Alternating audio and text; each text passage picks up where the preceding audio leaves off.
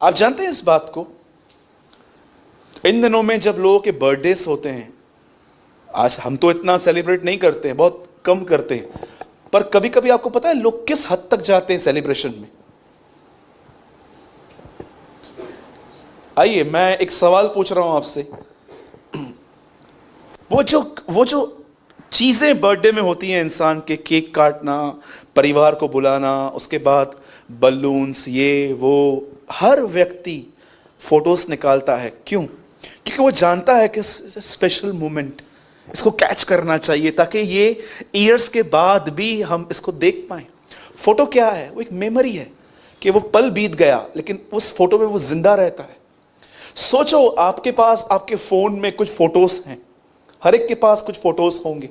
एक मेरा ही फोन है जिसमें कोई फोटो नहीं रहता है यू नो सोचो आपके फोन में कोई ना कोई फोटो होगा, आपकी वाइफ का बर्थडे, आपके हस्बैंड का बर्थडे, आपके बच्चों का बर्थडे, या तो आपका जो पहला बर्थडे है वो आपने संभाल के रखा था, और कुछ लोग तो उसे बहुत अच्छे से संभाल के रखते हैं। ठीक है, ये एक मोमेंट आती है।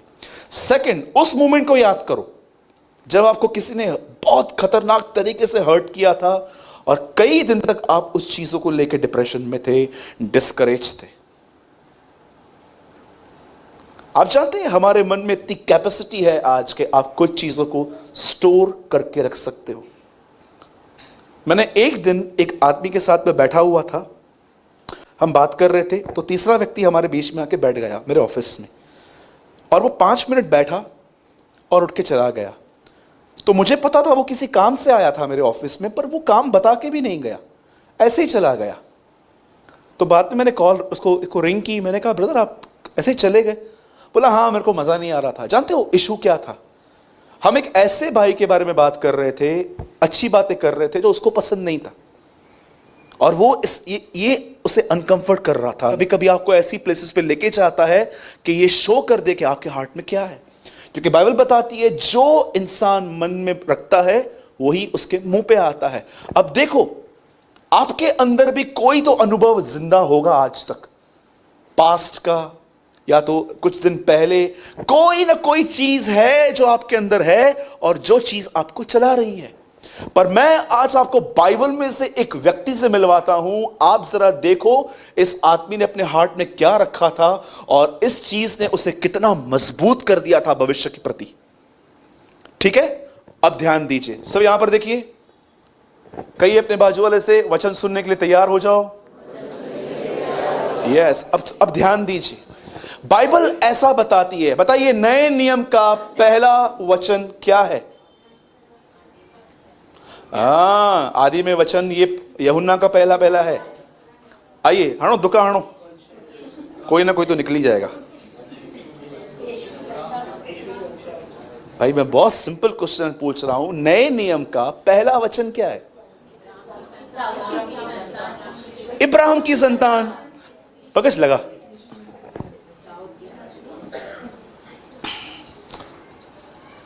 सब देखिए कौन है? ओके, ध्यान दो। कितने लोग ये बात जानते हैं इब्राहिम न्याय के दिन से पहले ही स्वर्ग में पहुंचा है? यू नो हम तो न्याय का वेट करेंगे ना, लेकिन वो तो पहुंच भी गया है वहां पर। अब मुझे नहीं पता है कि परमेश्वर ने उसको कैसे लिया है, but he is a boss. अब हम मट्टी हैं, हम कुमार से सवाल नहीं कर सकते हैं कि तू ऐसा क्यों करता है। हम मट्टी हैं, वो हमको पॉट बनाए, मटका बनाए, जार बनाए, कुछ भी बनाए, वो उसकी मर्जी है, आप उसको सवाल नहीं कर सकते हैं। हाँ, आप एक चीज हमेशा याद रखो, जब आपको कुछ चीजों के आंसर न मिले तो आप समझ जाओ कि आपके पास कप है और वो समुंदर है, समुंदर कप में नहीं आ सकता है। पौलुस जैसा व्यक्ति, इतना महान व्यक्ति कहता है कि मुझे धुंधला दिखता है, पर जब सर्वसिद्ध आएगा तो साफ साफ दिखेगा। कुछ चीजों का आंसर सिर्फ वहीं पर मिलेगा, यहां पर नहीं मिलेगा आपको कुछ चीजों का। अब देखो इस आदमी का नाम इब्राहिम है, ठीक है।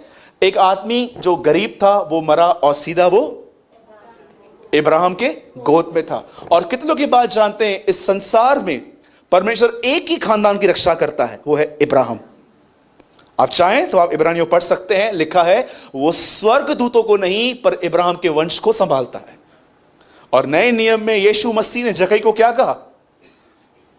देखो इब्राहिम का बेटा। एक स्त्री जो कुबड़ी थी, यीशु ने उसके लिए क्या कहा? इब्राहिम की बेटी। और आप जानते हो बाइबल में के अंदर अगर परमेश्वर ने पहला मित्र जिसे कहा है वो कौन है? इब्राहिम। क्या था इब्राहिम? क्यों रोमियो 4 अध्याय में पूरे उसकी लाइफ के लिए पूरा एक्सप्लेन किया गया है कि वो आशा में, निराशा में आशा रखता था, विश्वास करता था। इवन पौलुस ने उसकी वाइफ के ऊपर दृष्टांत कहा था कि दासी को निकाल और स्वतंत्र स्त्री की संतान बन। अब मैं आपको कुछ उसके जीवन का एक ऐसा शेयर करना चाहता हूं। देखो यहां पर क्या हुआ। बाइबल ऐसा कहती है इस आदमी को 100 साल की उम्र में बेटा हुआ। 99 में जब प्रभु उससे मिलने आया यह बताने के लिए कि अगले साल तुझे बेटा होने वाला है। आपको पता है इब्राहिम बैठा हुआ था घर के पास और जैसे उसने खुदा को देखा वो आ रहा है, लिखा है वो उठा, दौड़ा, उसके पैरों पे गिर के कहता है सुन, आ, बैठ, खा, आराम कर, क्योंकि तू उसके लिए आया है। आप कहोगे ब्रदर अब इसमें क्या है कि वो आया और भागा? आप बिलीव कर सकते हैं 24 साल से एक व्यक्ति की दुआ नहीं सुनी गई है पर वो आज भी खुदा को देख के भागता है हम में से कोई कि 24 साल से कोई बदलाव नहीं आया है पर आज भी जब वो परमेश्वर की तरफ देखता है वो दौड़ता है। मैंने बहुत कम लोग देखे हैं जो कंटिन्यू प्रेयर करें और जब मैं उनसे मिलूं तो वो मुझे ऐसा कहें ब्रदर इट्स ओके, मैं प्रार्थना करता रहूंगा, भले मेरे मरने के बाद आंसर आया, जैसे दानियल की प्रार्थनाओं का आंसर उसके मरने के बाद आया था, पर मैं दुआ तो करता रहूंगा। बहुत सारे लोग फेथ में फेंट हो जाते हैं, नीचे हो जाते हैं, दुआ करना बंद कर देते हैं और वो बातें। और जानते हो प्रभु को एक यही कैरेक्टर पसंद नहीं है जब आप गिव अप करते हो। मेरा धर्मी जन यदि पीछे हटे तो मेरा मन उससे खुश नहीं होगा, इब्रानियों में लिखा गया है। इब्राहिम को 100 साल की उम्र में खुदा ने एक संतान दी, एक बेटा दिया और बेटा होने के बाद आप सब जानते हैं प्राथमिकताएं बदल गई। आपको पता है आपके फोन ने आज प्रभु की जगह लेके रखी है। शायद मुझे नहीं पता है कि आपको यह बात पता है कि नहीं। क्या आप इस बात को जानते हो आज फर्स्ट प्लेस आपके लाइफ में कौन है? आपका सेल फोन। आप बिलीव करो या नहीं, आप अगर सुबह उठ के पहले दुआ नहीं करते हो पर आप ये चेक करते हो कि फोन कहां है, क्या है, तो मैं आपको बताना चाहता हूं किसी और ने आपकी जगह लेके रखी है। अब देखो जब इब्राहिम को इसहाक पैदा हुआ तो प्राथमिकताएं बदल गई। इब्राहिम के जीवन में जो चीज प्रथम थी अब वो सेकंड पे आ गई। परमेश्वर सेकंड प्लेस पे आ गया और सारा दिन बच्चे को खेलना, घुमाना, खाना खिलाना, उसकी क्यूटनेस को देखकर वो इतना बिजी हो गया कि परमेश्वर को भी ये चीज ठीक करने के लिए उसकी परीक्षा करनी पड़ी। याद रखना आप अपनी परीक्षा खुद करते हो। जब आप परमेश्वर को छोड़ और चीजों को वैल्यू देते हो, आप देखो आपकी ये जो भीतरी जीवन है विचारों में, यहां पर डिस्टर्बेंस रहता है। लेकिन आप ट्रेमेंडस पीस में रहते हो, आपके अंदर शांति होती है जब आप ये देखते हो कि आप हर चीज खुदा के लिए करते हो। Intention is important. क्या लिखा है प्रभु का वचन? गांठ और गूदे को और आधा वचन बोल रहे हैं आप सब। वेट खोल तो 4:12 देखो प्रभु का वचन कहां काम करता है। हिब्रू सॉरी भाई पंकज जी 4 लाइट्स बंद कर बेटा ताकि सब पीछे देख पाए। ये मैं नहीं हूं, ये कलाम है जो आपको छेद रहा है, तोड़ रहा है। आप जानते हैं जब इब्राहिम को बेटा पैदा हुआ तब उसकी प्राथमिकताएं बदल गई। अब परमेश्वर सेकंड पे आ गया और इसहाक फर्स्ट पे आ गया। और एक दिन ऐसा हुआ कि परमेश्वर ने डिसाइड किया कि हम उसकी परीक्षा लेंगे और परमेश्वर इब्राहिम को कहता है अपने बेटे को ले, उसे मार। और याद रखना प्रभु ने उसको क्या कहा? होम बलि करना। मैं नहीं जानता हूं होम बलि का प्रोसेस कितने लोग जानते हैं। होम बलि का मतलब होता है काट के जलाना।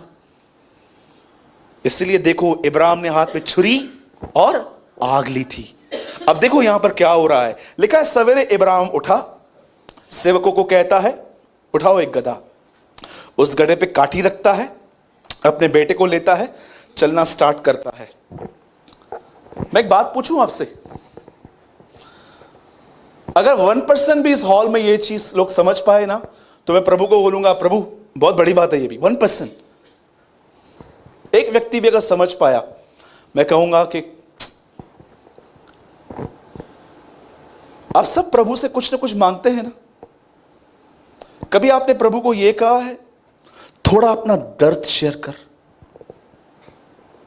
कि तू कहां से गुजरता है प्रतिदिन? परमेश्वर 2000 साल के बाद जो क्रूस पर सहन करने वाला था, उसे थोड़ी अपनी पेन इब्राहिम के साथ शेयर की। इसलिए पौलुस कहता है, मुझ पर यह अनुग्रह हुआ कि न केवल मैं उसके लिए आशीष, पर मैं उसके लिए दुख भी उठाऊं और उसके दर्द और उसके मरहम को जानूं। हम एक ऐसी मसीहत से जीते हैं जहां पर सुबह से रात तक टीचिंग्स चलती हैं, प्रभु से मांगो, बड़ा विश्वास रखो अगर चाहिए तो। कितने लोग हैं जो प्रभु को यह कहते हैं, प्रभु आशीष बाद में देना, आजा थोड़ा अपना दर्द मुझसे शेयर कर। परमेश्वर 2000 साल के बाद ऊपर से देखने वाला था उसका बेटा कैसे मरेगा, उसे थोड़ा दर्द इब्राहिम से भी थोड़ा बांट दिया कि देख जब बेटा मरता है तो क्या हालत होती है। या लिविंग इन द डेज, हम एक ऐसे दिनों में जी रहे हैं जहां पर सिर्फ लोग प्रभु से मांगते हैं, पर कोई ये नहीं कहता है कि खुदा अपना दर्द मुझसे शेयर कर। मांगना मांगना, मत्ती 7:7 तो फेमस हो गया है हमारे कलीसियाओं में। मांगो, ढूंढो, खटखटाओ। बच्चे बच्चे ये वचन जानते हैं। किसी के घर में भी जाओ आप देखो, ये वचन वॉल पे लगे ही रहते, मांगने वाले। कभी आपने देखा किसी घर में जाओ और वहां पर एक वचन लिखा हो, हमारा परमेश्वर भस्म करने वाली आग है? कोई नहीं लिखता है ऐसे वचन। क्यों कोई नहीं लिखता है? क्योंकि ऐसे वचन आज पसंद ही नहीं है। आप जानते हैं उसके बाद क्या हुआ? जैसे इब्राहिम अपने बेटे को ऊपर लेके गया, अब सुनिए, जब वो बेटे को लेके ही जा रहा था, वो अपने दासों को कहता है, सुनो यहीं ठहरो, ये लड़का और मैं आराधना करके वापस आएंगे। अब देखो इब्राहिम क्या कर रहा है। जैसे इब्राहिम पहाड़ पे चढ़ रहा है, एक ऑसम क्वेश्चन इसहाक उससे पूछता है। बोलता है, बाबा, डैडी, लकड़ी भी है, छुरी भी है, आग भी है, बलिदान कहां है? इब्राहिम कहता है, चल, परमेश्वर समय उसका उपाय करेगा। वो समय उसका उपाय करेगा। और जानते हो जैसे वो ऊपर गया, अरे क्या स्टोरी है ये। बेटे को बांध रहा है और बेटा बंध रहा है। सोचो अगर हमारा पिताजी हमारे साथ ऐसे करे तो कितने यहां पर बेटे हैं, अगर आपका डैडी आपको ऊपर लेके जाए, पहाड़ से नीचे भाग के आएंगे, सठिया गया है। बोलिए बोलिए, कितने लोग बोलेंगे, अरे चाहती हो तो पप्पा में दुष्ट आत्मा आची भैया। हम लोग तो ऐसे बोलेंगे, डैडी में दुष्ट आत्मा आ गई है। पर इब्राहिम जानता था, वो परमेश्वर की आवाज पहचानता था। अगर आज रात को आपको सपना आए ना कि मुझे प्रभु कह रहा है अपने बेटे को खत्म कर दे, आपको पता है क्या करोगे? आप सवेरे उठ के शैतान से लड़ोगे, शैतान तेरे सारे दर्शनों को मैं कैंसिल करता हूं यीशु मसीह के नाम में। और प्रभु ऊपर से देख रहा है, मैंने दिया था। आप चाहते हो हम कौन सी चीजों को एक्सेप्ट करते हैं लाइफ में? जो चीजें हमारे हिसाब से, लेकिन जो भी हमारी तरफ से नहीं है वो खुदा की तरफ से कभी नहीं होता है। हम ऐसे सोचते हैं। आप सोचो इब्राहिम समझा कैसे होगा, कितनी ट्रमेंडस, क्या संबंध है उसका प्रभु के साथ कि वो एक एक चीज समझ पा रहा है। उसको प्रभु कहता है, इब्राहिम इब्राहिम। जानते हो क्या कहता है? हां मैं यहां हूं। क्या अवेलेबल है वो प्रभु के लिए। इधर लोग 10 मिनट की दुआ के लिए अवेलेबल नहीं है। खुदा सुबह से 3 बार उनको बोलता है, दुआ कर दुआ कर दुआ कर। वो बोलते हैं वेट वेट वेट। मनुष्य 2 बार कहता है और इंसान 1 बार भी उस पर चित्त नहीं लगाता। अय्यूब में लिखा गया है। कभी आपने प्रभु की हैबिट देखी है पुराने नियम में? मूसा, हे मूसा। सैम्यूल, हे सैम्यूल। ये कौन बोलता था पुराने नियम में? यहोवा परमेश्वर। एक दिन यहोवा परमेश्वर यीशु मसीह के शरीर में हमारे बीच में आया और मार्था को बोलता है, मार्था, हे मार्था। हैबिट सेम है, सेम आदत है उसकी आज भी। आज भी 2 बार ही पुकारता है। कितने लोग हैं यहां पर, सच बताओ, चेतन, ओ चेतन, 4 बजे से सोया है मैं, अभी क्या उठूं 7 बजे? सुनो दे, 9 बजे के बाद आना। सो जाते हैं।